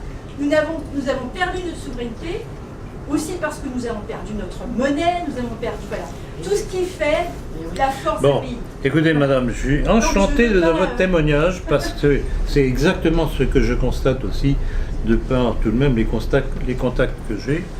Il y a incontestablement une maturation au départ de cette jacquerie des Gilets jaunes. C'est pas une révolution encore, ce n'est pour moi, et je l'espère, une étape qui va se développer parce que fatalement, le pouvoir va se raidir. Il est obligé de se raidir. Ou alors, j'ai rien compris. Mais à mon avis, il ne va rien se passer. Je ne sais pas si c'est dimanche qu'il va faire ces déclarations. Si ça ne répond pas à minima à ce que demande tout de même une bonne majorité de Français, puisque tout de même, encore au dernier sondage, ils sont plus de 60% à appuyer les Gilets jaunes. Donc ça correspond à une demande plus ou moins majoritaire des Français. S'ils n'obtiennent pas à minima quelque chose, il va y avoir une deuxième phase d'explosion. Ça me semble logique. Et donc c'est une maturation. Vous savez, quelqu'un qui vivait au moment de la révolution dite française ou au début de la révolution russe, ou etc., il en a vu jour après jour les développements, sans savoir comment ça allait se passer après. Nous en sommes là. Nous constatons une phase, une époque, on voit les potentialités, on voit ce que l'on pourrait en tirer, où ça pourrait aboutir. À nous d'expliquer, expliquer, pour que ceux qui sont plus ou moins tout de même, plus ou moins localement des meneurs, comprennent et agissent en fonction de cela, de cette information. Pour moi, le seul intérêt de la situation, c'est que ça conduit à une maturation du peuple français. Oui. Alors moi je voulais, sans orgueil, je voulais vous dire que... Sans quoi, sans orgueil? Je voulais vous dire que depuis le mouvement des Gilets jaunes avec mon camarade derrière, on est présent depuis le début du mouvement des Gilets jaunes sur Paris, en tête de cortège. Et on est nationaliste. Et moi je suis royaliste, mon ami il est plus fasciste. C'est pas incompatible. Et en fait nous on en a ça fait 3 mois qu'on était sur le pavé. Et en fait on a constaté l'évolution dans Paris. Donc moi je suis véhiculé et je viens du 91. et je voyais tout le monde avait son gilet jaune sur le pare-brise. Et je me rends compte que maintenant, quasiment plus personne en région parisienne le met, parce qu'au fil du temps, le bobo 68 art dégénéré est descendu dans les rues et il s'est dit tiens, j'ai une vie de merde. Et donc je peux aller au gilet jaune pour que ça soit excitant. Sauf que ces gens-là, ils sont mous, c'est des feignasses. Et donc le problème, c'est qu'ils sont là, on veut le RIC, alors que nous, à la base, les tout premiers gilets jaunes, excusez-moi de contredire madame, nous on veut un Führer, on veut un chef, on veut un roi, on veut ce que vous voulez. Et le problème c'est quoi? C'est que nous en fait on vient plus parce qu'on s'est rendu compte qu'il n'y a que des gauchistes. Et donc, voilà. Et nous, les nationalistes, on ne vient plus là-dedans parce qu'on ne se reconnaît plus. Et ce que les gens, ils n'ont pas compris sur Paris, c'est que le mouvement des Gilets jaunes, c'est pour ça que je voulais vous le témoigner, c'est que le mouvement des Gilets jaunes... Bon, le politique. D'accord, très bien. Vous êtes un premier abonné? Oui. D'accord, très bien. Je Merci, suis monsieur. pas là. Oui, bien sûr, je vous en prie. Quelques films, le dernier. C'est le dernier. C'est le dernier. Non, mais c'est très intéressant. Vraiment, merci de vos deux témoignages parce qu'ils se rejoignent dans une certaine mesure. Mais ce que vous dites là au sujet des bobos, etc., et de la gauche, les syndicats qui essayent de s'infiltrer, non, pas forcément. En fait, c'est en ça que je veux dire.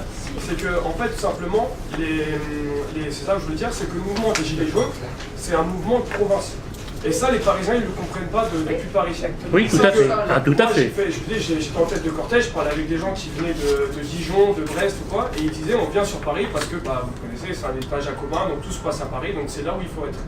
Et en fait, ils se sont rendus compte, ces gens-là, qu'avec les gauchistes, ça servait à rien parce qu'on fait des manifestations du style de la CGT, faire 15 km dans Paris, et même les policiers, c'est eux qui font le parcours, ils dirigent, et les gens ils se disent ça sert à rien.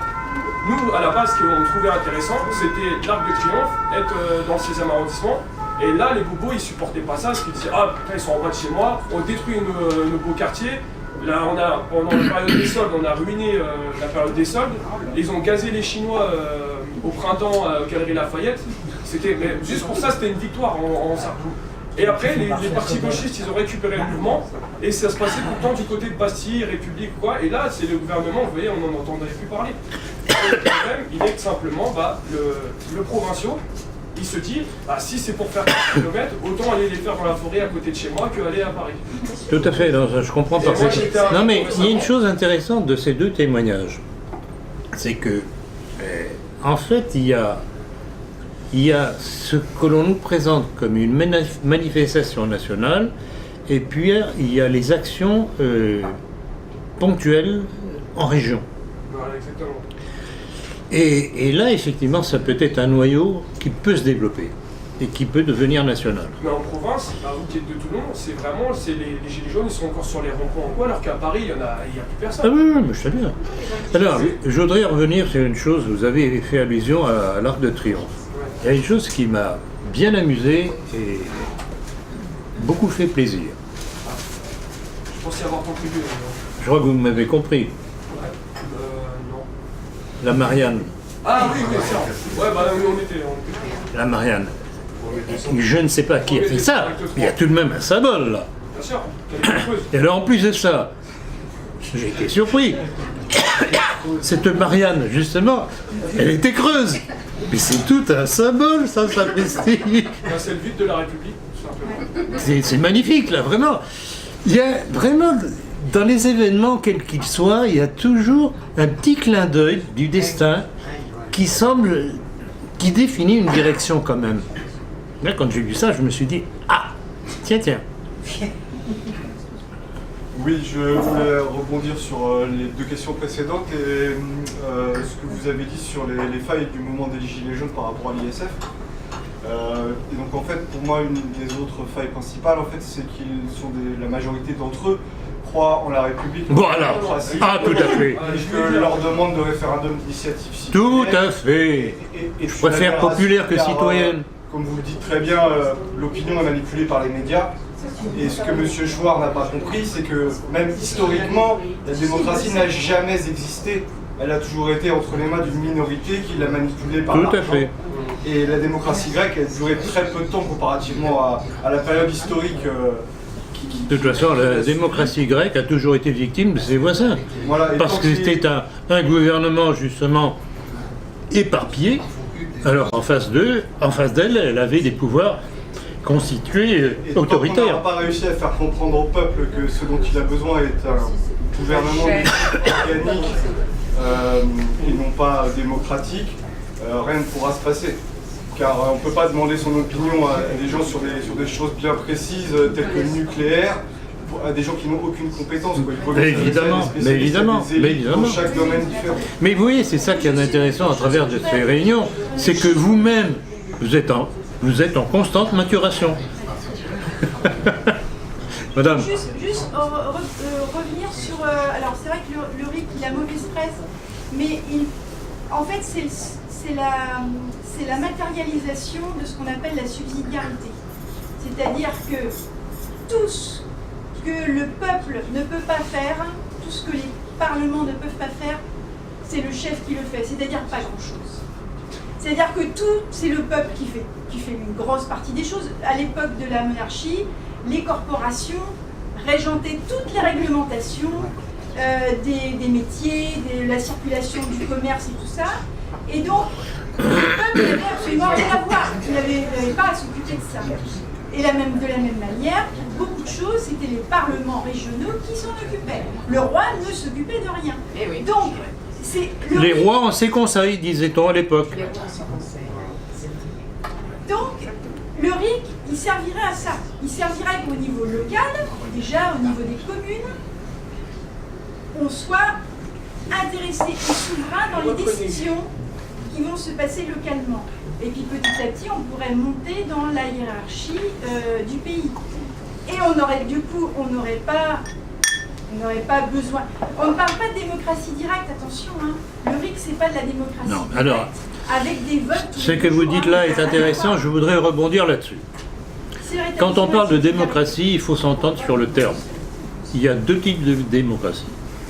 La démocratie organique, telle qu'elle existait au travers des corporations autrefois, et c'est ce que la Révolution a eu comme but d'interdire dès le début.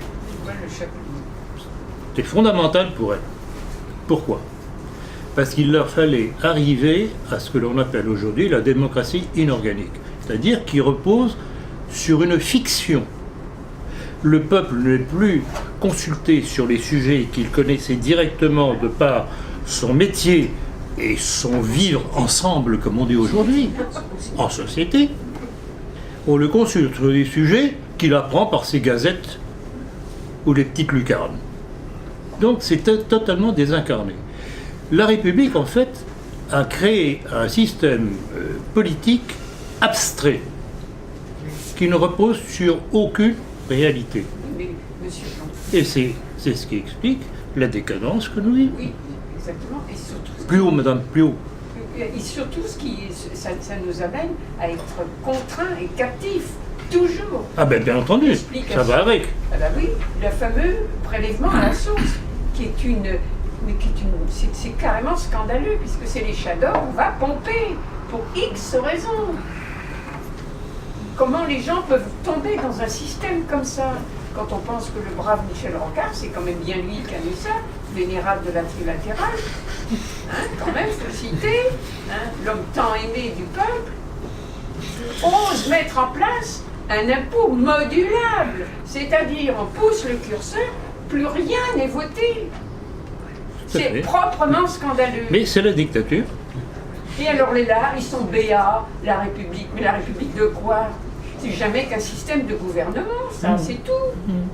Où est le peuple? Alors le fameux peuple, eh bien ce qu'il veut, lui, c'est finir ses fins de mois. Mais c'est pas un problème, la fin de mois.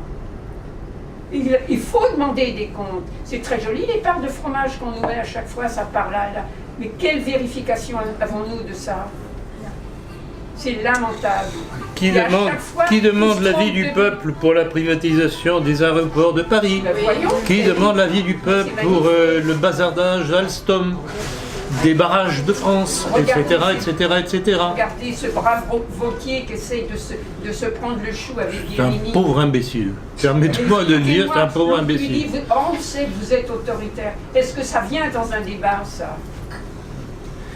Non, mais c'est C'est-à-dire, incroyable. ils n'ont Vraiment, rien le dans la tête, spectacle ces de gens-là, ce monde rien. politique est incroyable. Ils ont tous plus peur La rente électorale, surtout Ils la rente ils n'osent pas électorale. dire. En fait, ils font partie d'un système, qui soit de droite, de gauche, de n'importe. Ils sont tous pareils. Pareil, ils sont soumis aux mêmes forces. Ils disent un petit peu quelque chose de différent pour tout de même paraître exister, et sinon il n'y aurait pas de raison d'avoir une liste républicaine. Le seul qui semble un petit peu, et d'ailleurs je table un petit peu sur lui pour que l'on se débarrasse de Wauquiez, qui se révèle vraiment lamentable, c'est Bellamy. Je le sais. Reportez-vous à l'entretien que nous avons eu le mois dernier. Il y a eu une présentation de sa déclaration faite le mois dernier, je ne me rappelle plus à la date, faite par les médias. Il y a répondu en démentant ce qui avait été dit en son nom. Et ce qu'il a répondu était pas mal.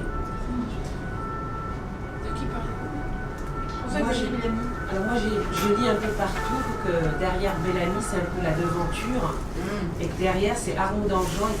C'est quoi Arnaud Danjean. Oui. Il faut faire très très attention, c'est les réseaux Soros, Atlantistes, et il a participé au Kosovo. Je sais, il y a de tout. Alors, Bellamy, c'est aussi une réminiscence de la manif pour tous. Oui, mais... Ça s'est traduit, oui, j'ai vu. Ça s'est traduit par la fraction qui a aidé Fillon d'ailleurs, qui était Sens commun, etc. Est-il dupe, n'est-il pas dupe? Oui, voilà. C'est ça le problème. C'est ça le problème. Mais vous savez, se laisse manipuler ou quand pas ou alors il croit qu'il réussira à les manipuler. Moi, c'est très difficile. Et je vous garantis que on discute entre nous sur quelles vont être nos consignes pour les européennes. Ça va pas être évident. C'est que cet Arnaud Danjean, ça va pas être évident du tout.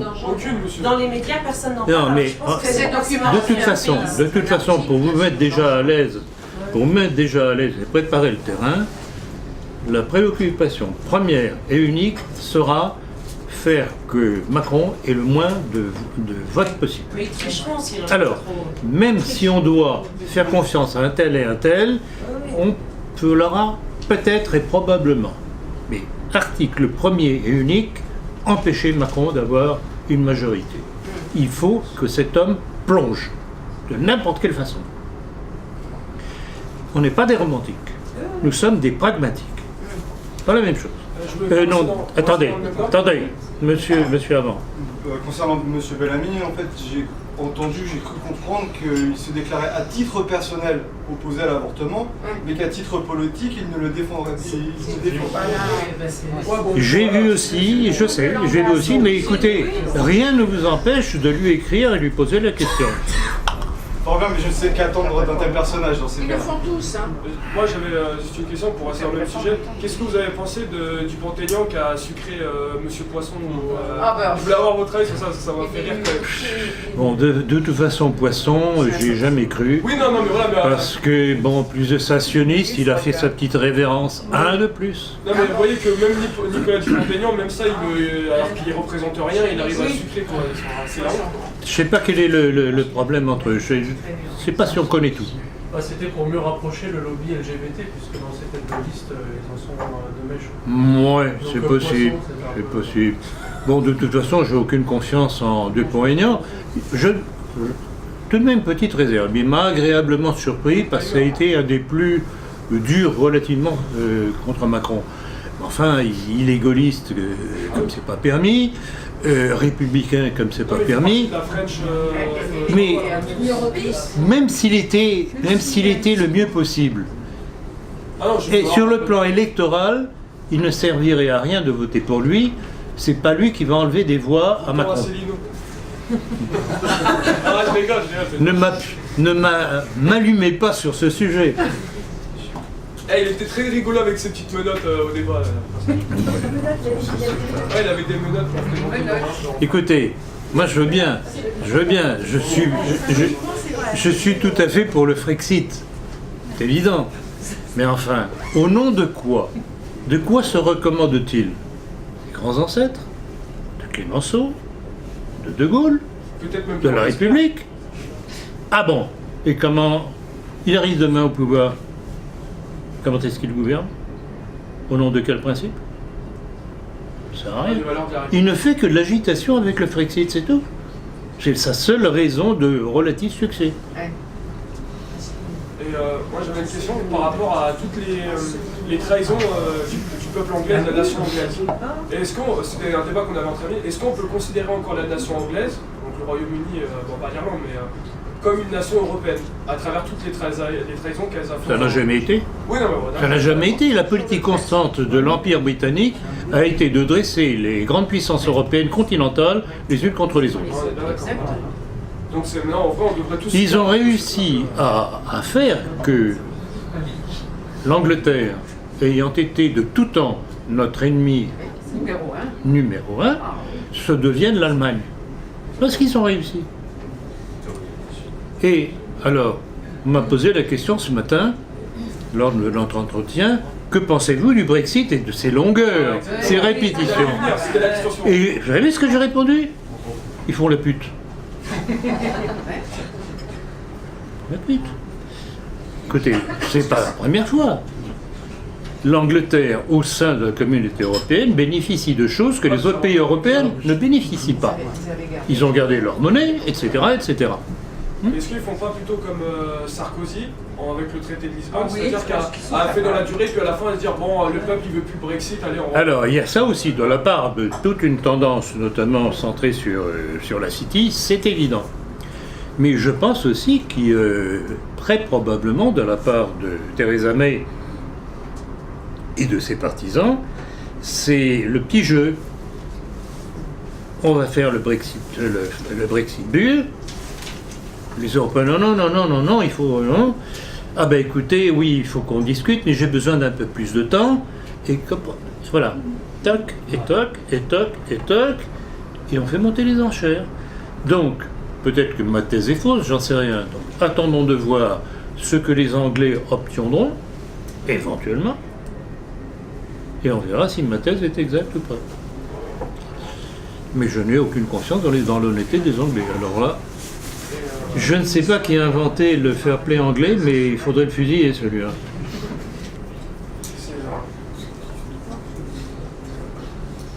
Plus d'autres questions? Ah, vous voyez par là, à l'extrême droite. Bon, je vous écoute. C'est par rapport au mouvement des Gilets jaunes. Parlez plus fort. N'oubliez pas que le micro est tourné par ici. Hein. Par rapport au mouvement des Gilets jaunes et cette révolution qui vient voir, en fait, on peut constater que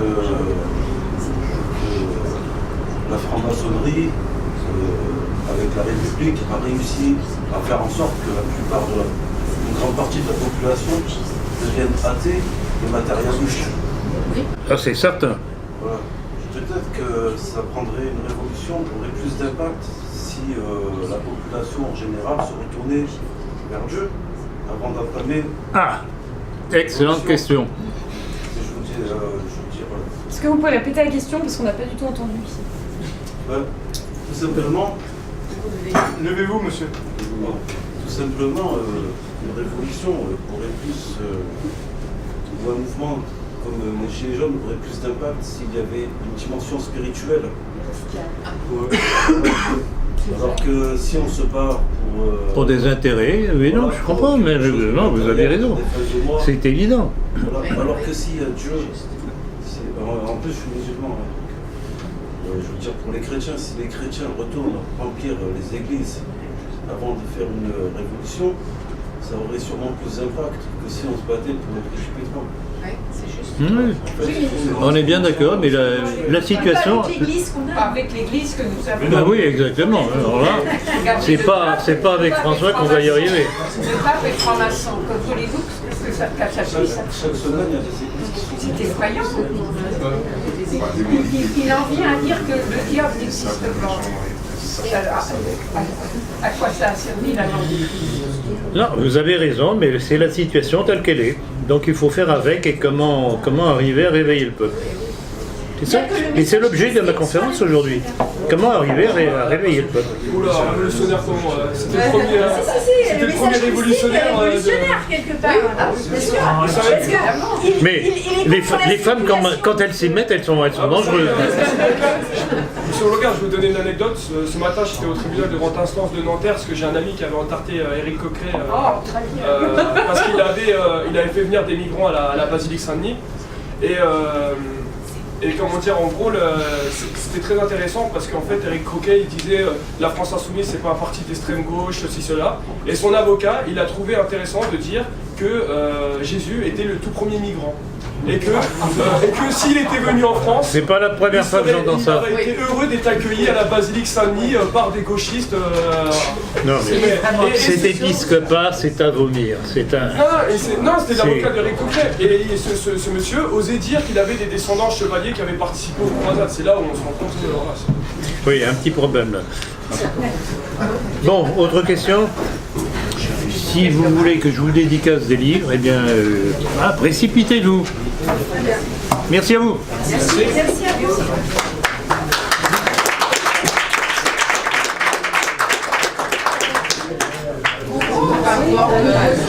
vous.